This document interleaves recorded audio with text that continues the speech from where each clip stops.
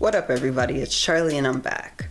So, as a lot of you know, I am polyamorous, which means that I am in multiple relationships and that I do it ethically. So everybody in those relationships knows about each other and is okay with that. They've all consented to that. So within that poly framework, I've been thinking a lot about a particular concept that has been important to me, and that is the idea of being self-partnered. I think this is something that solo poly people have already figured out, and I think it's relevant in monogamous relationship as well as polyam ones.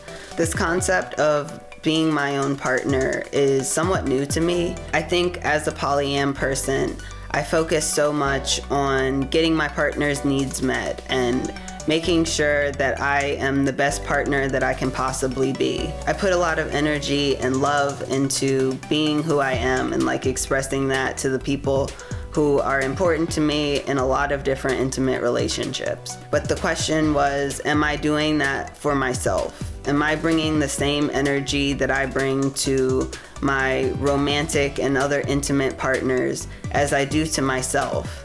And I think when I looked at it, the answer was no. Yes, I do self-care and try to make sure I have the basic things to live and thrive in the world. But I don't think I bring the same level, like I said, of intensity that I bring to my other relationships. I want to be as intensely in love with myself as I am with everybody else, if not more so. Because at the end of the day, I can't count on anyone else, which not to say that in a bad way.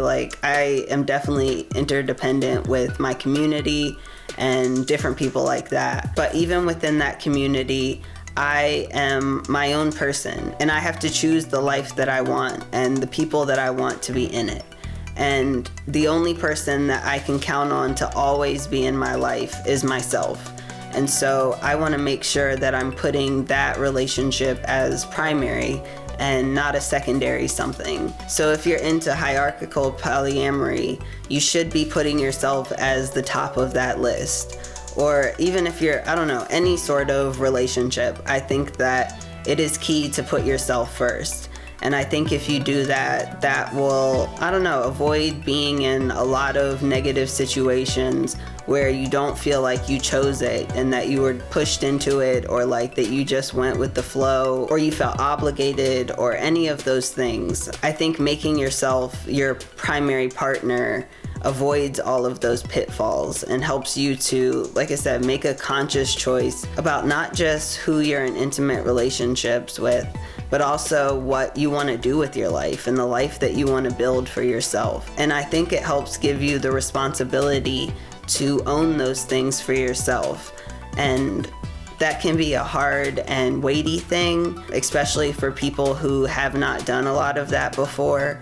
But I think it's something that is so worth it and really can set the stage for you to have, like I said, the life that you really want to have and the people and community around you that you want to be there and who value you for who you are. So yeah, that's kind of what I've been thinking about lately in regards to polyamory and being my own partner.